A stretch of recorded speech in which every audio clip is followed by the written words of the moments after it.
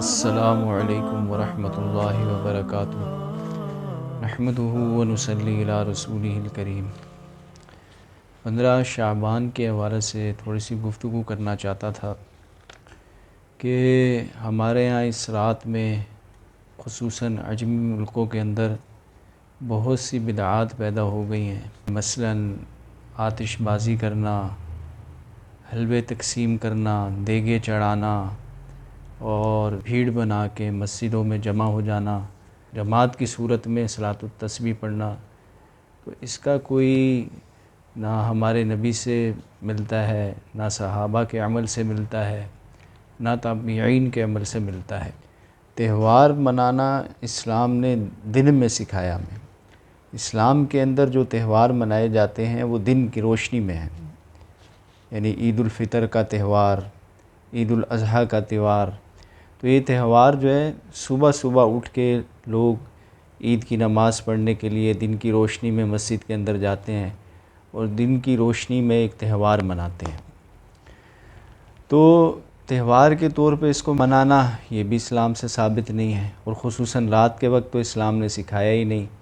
رات کے وقت میں کوئی چیز منائی جائے تو اس میں زیادہ احتمال برائی کا ہوتا ہے، گناہ کی طرف دل مائل ہوتا ہے، تو اس لیے منانے کا تو حکم ہے ہی نہیں۔ بات وہ ثابت ہوتی ہے کہ جو حدیث متواترہ کے اندر آئی ہو، یعنی کثرت سے حدیث کے اندر آئی ہو۔ لیکن 15 شعبان کے حوالے سے علماء کرام فرماتے ہیں کہ جتنی بھی احادیث آئی ہیں وہ ساری کی ساری ضعیف ہیں، صحیح حدیثیں نہیں۔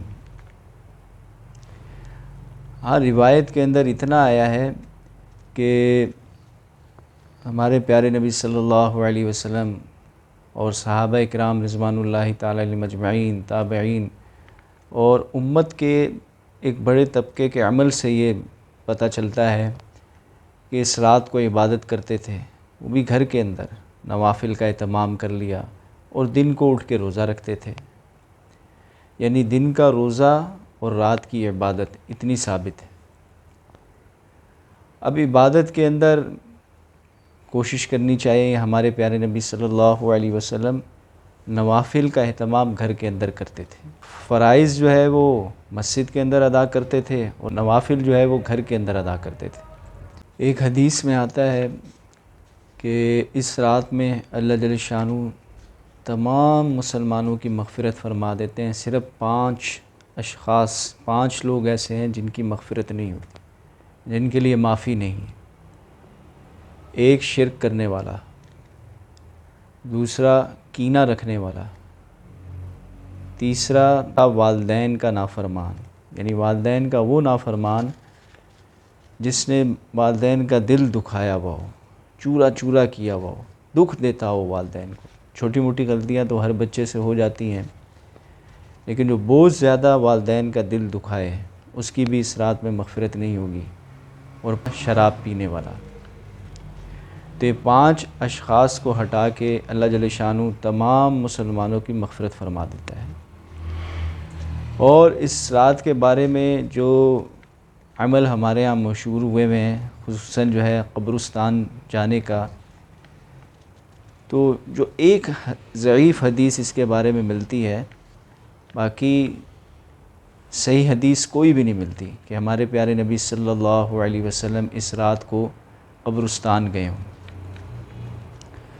تو اس رات کو قبرستان جانا نہ ہمارے نبی سے ثابت ہے، نہ صحابہ کرام رضوان اللہ تعالی علیہم اجمعین کی زندگی سے ثابت ہے، نہ تابعین سے ثابت ہے۔ تو ایک ضعیف حدیث ہے، لیکن بالفرض تصور کر لیا جائے کہ یہ صحیح حدیث ہے، تو ہمارے نبی قبرستان چپکے سے گئے تھے، کہ رات کو اٹھ کے کوئی بھیڑ بھاڑ جمع کر کے اپنے ساتھ لے کے نہیں گئے تھے، بلکہ چپکے سے اٹھ کے رات کو قبرستان گئے اور واپس آ گئے۔ یہ بھی آتا ہے اس روایت میں کہ زندگی میں آپ صلی اللہ علیہ وسلم ایک مرتبہ گئے۔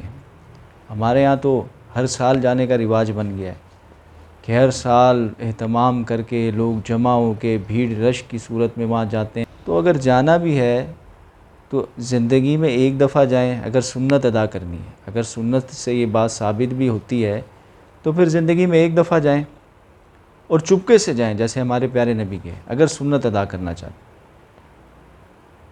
اگر اپنی دل کی ماننی ہے تو پھر جو چاہے مرضی کریں۔ مسلمان کو عمل وہ کرنا چاہیے جو ہمارے پیارے نبی صلی اللہ علیہ وسلم کی عمل سے ثابت ہو، جو سنت سے ثابت ہو۔ تو عمل انسان کا بتاتا ہے کہ ہم اپنے پیارے نبی صلی اللہ علیہ وسلم سے کتنی محبت کرتے ہیں۔ زبانی جمع خرچ تو ہر آدمی کرتا ہے، زبان سے تو ہر آدمی اقرار کرتا ہے، اور یہ بھی اچھی بات ہے، کرنا بھی چاہیے۔ زبان سے بھی اس چیز کا اقرار کرنا چاہیے کہ ہمیں اپنے پیارے نبی صلی اللہ علیہ وسلم سے محبت ہے، لیکن محبت کا تقاضا یہ ہے کہ جیسے ہمارے پیارے نبی نے عمل کیا ویسے ہم عمل کرنے والے بن جائیں۔ صحابہ آپ صلی اللہ علیہ وسلم کی کامل اتباع کرنے والے تھے۔ ایک دفعہ عبداللہ بن عمر رضی اللہ تعالیٰ عنہ ایک جگہ سے گزر کے جا رہے تھے، تو ایک جگہ درخت آیا، تو اس درخت کے نیچے تھوڑی دیر وہ بیٹھے اور پھر اٹھ کے قافلے کے ساتھ آگے چل دیے۔ تو صحابہ نے پوچھا ان سے کہ یہ آپ نے کیا عمل کیا؟ تو انہوں نے فرمایا کہ میں ایک دفعہ آپ صلی اللہ علیہ وسلم کے ساتھ اس جگہ سے گزر رہا تھا، آپ صلی اللہ علیہ وسلم بھی اس درخت کے نیچے بیٹھے تھے تھوڑی دیر کے لیے۔ تو یعنی اتنی ذرہ برابر بھی اتباع کو نہیں چھوڑتے تھے صحابہ، کامل اتباع، جیسے نبی نے کیا ویسے صحابہ نے کیا۔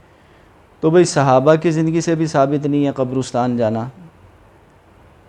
تو اس لیے کوشش کریں بدعات سے ہم بچیں، کہ جو عمل ہمارے نبی سے، صحابہ سے، تابعین سے ثابت نہیں وہ عمل نہ کریں۔